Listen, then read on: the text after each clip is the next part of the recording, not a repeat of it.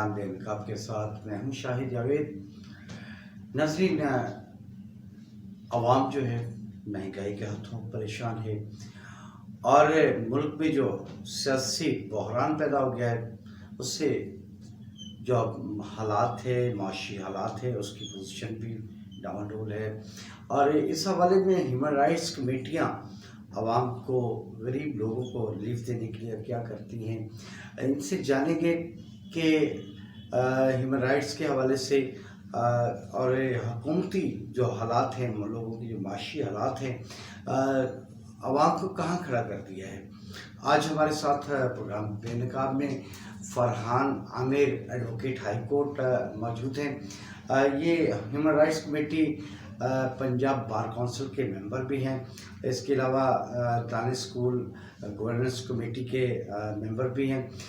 بات کرتے ہیں، جی عامر بتائیے گا کہ کیا حالات ہیں ملک کے، اور عوام جو ہے یہ مہنگائی کی چکی میں پیس رہی ہے، اور اگر بات کی جائے احساس کفالت پروگرام جیسے مختلف پروگراموں کی تو مختلف جگہوں پر لائنیں لگی ہیں، لمبی لمبی لائنیں، عوام ذلیل ہو رہی ہے، خواتین کی جو ان کی عزت ہے وہ نہیں کی جاتی، تو اس حوالے سے آپ کیا کہیں گے؟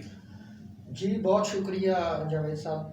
بیسکلی پاکستان چونکہ تھرڈ ورلڈ میں ہمارا ایجوکیشن جو ہے وہ ہمیں امپروو کرنی ہوگی۔ اب آپ دیکھیں کہ جتنے بھی ہم ہیومن رائٹس کے حوالے سے، وومن رائٹس کے حوالے سے، چائلڈ رائٹس کے حوالے سے جتنے بھی ہم انیشیٹو لیتے ہیں، وہ شاید اس لیے اپنی پایہ تکمیل تک نہیں پہنچتے یا ان کے ثمرات اس لیے لوگوں تک نہیں آتے کہ بیسکلی ایک بہت بڑا طبقہ ہے جس کو ضرورت ہے۔ اور آپ دیکھیں کہ پاکستان کا جو لٹریسی ریٹ ہے وہ 47 پوائنٹ سم تھنگ ہے، جبکہ آپ بنگلہ دیش کا لٹریسی ریٹ دیکھیں تو وہ 86% ہے، جبکہ آپ سری لنکا کا دیکھیں تو وہ 92% ہے، اور اسی طرح سے ریجن میں سب سے زیادہ جو لٹریسی ریٹ کم ہے وہ ہمارا ہے۔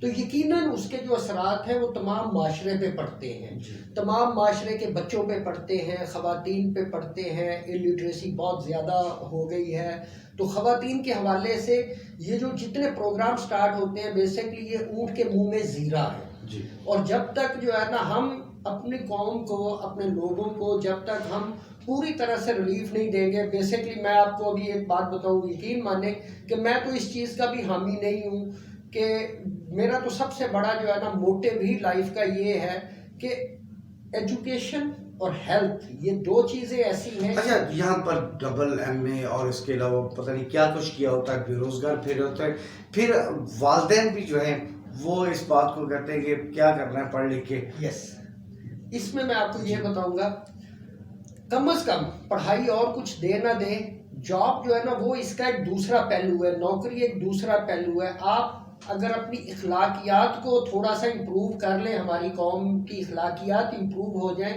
تو بہت سارے، شاید آپ کو میں دکھاؤں کہ بہت ساری ایسی چیزیں ہیں جو صرف… اچھا یہ بتائیں کہ ایم بی اے کرنے تک والدین کا خرچہ کتنا آ جاتا ہے؟ بالکل آپ کی بات ٹھیک ہے۔ اچھا، وہ خرچہ کر کے صرف اخلاقیات سکھائیں گے؟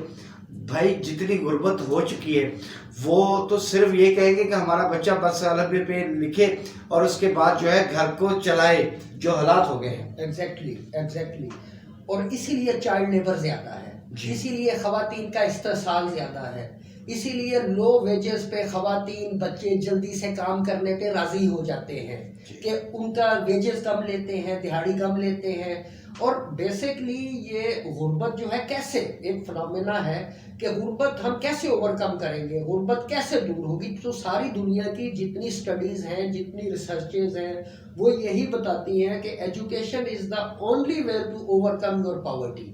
ایجوکیشن واحد راستہ ہے جو آپ کی پاورٹی کو اوور کم کرے گا، یہ نہیں کہ بالکل جو ہے فوراً سے کر دے گا، اس کے ایفیکٹ آتے ٹائم لگے گا۔ لیکن فرسٹ آف آل ہمیں اپنا لٹریسی ریٹ کم از کم 80% پہ لے کے جانا چاہیے تاکہ استحصال کم ہو۔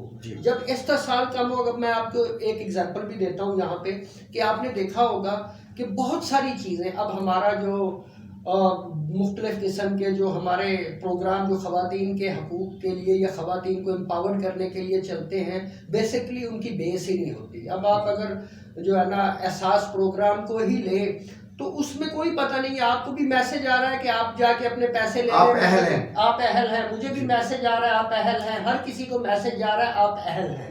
ٹھیک ہے. اور جو اہل لوگ ہیں وہ یقین کریں کثرے پرسی کی زندگی گزار رہے ہیں, ان کا کوئی پرسان حال نہیں. جو اہل لوگ ہیں ان کو اگر ان کا نمبر آ بھی جاتا ہے تو سینٹر کے اندر نہیں جانے دیا جاتا. یہ المیہ ہے.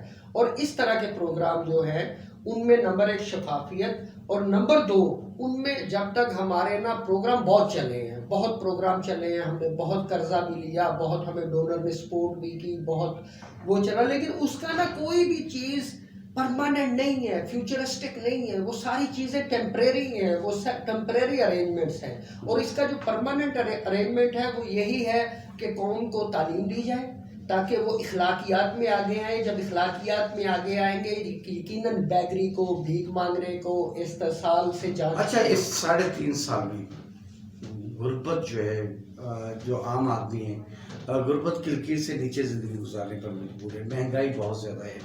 ان حالات میں جب 440 روپے کلو گھی اور آٹے کا ریٹ آپ دیکھ لیں, گندم کا ریٹ, تو جب ایک 600 روپیہ دینے کرنے والا وہ کیسے پڑھا سکتا ہے اپنے بچوں کو؟ بہت مشکل ہے, بہت مشکل ہے. ابھی جس طرح سے لوگ گزارا کر رہے ہیں, جس طرح سے یہ چل رہا ہے, تو وہ انہی سے ہی. اچھا, اس کا حل کیا ہے؟ اس کا حل یہ ہے کہ ہمیں تعلیم دینی چاہیے, لانگ ٹرم پروگرام.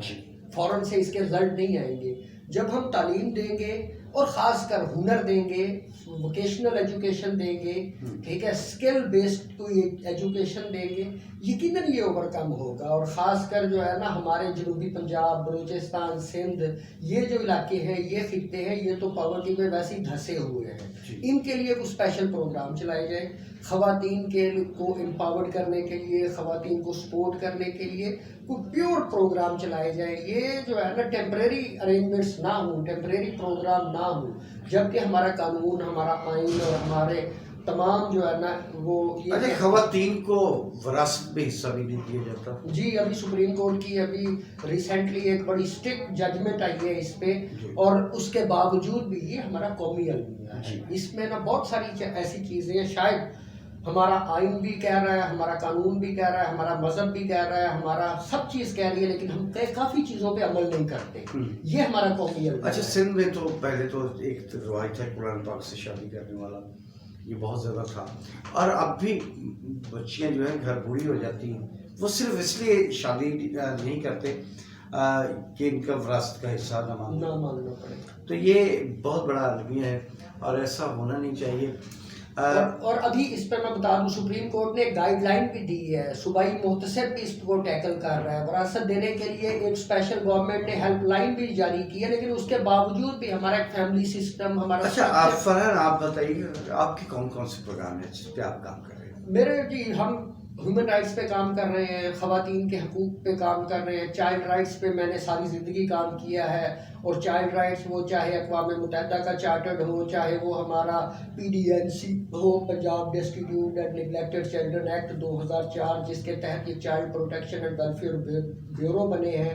میں پہلے میرے جو کیریئر کا آغاز ہوا تھا بیسیکلی 2005 میں, میں نے بحیثیت district officer child protection and welfare bureau start کیا تھا, گورنمنٹ جاب. پھر آپ کو پتہ ہے پولیٹیکلی جو ہے نا وہ تھوڑا سا وہ ہو گیا, تو مجھے 2011 میں نے ریزائن کر دیا, شاید گورنمنٹ کی جاب جو ہے نا, اس لیے بھی. تو چائلڈ رائٹس کے حوالے سے بہت اقدامات ہوئے ہیں. اچھا, چائلڈ کے حوالے سے چائلڈ لیبر ہو رہی ہے, چائلڈ پروٹیکشن بنے, تو کیا اس کے کوئی ثمرات سامنے آ رہے ہیں؟ کوئی ثمرات سامنے نہیں آ رہے. بچے کو اٹھا کے لے جاتے ہیں پھر چھوڑ دیا جاتا ہے. ادارے کا اس پاورٹی ہے.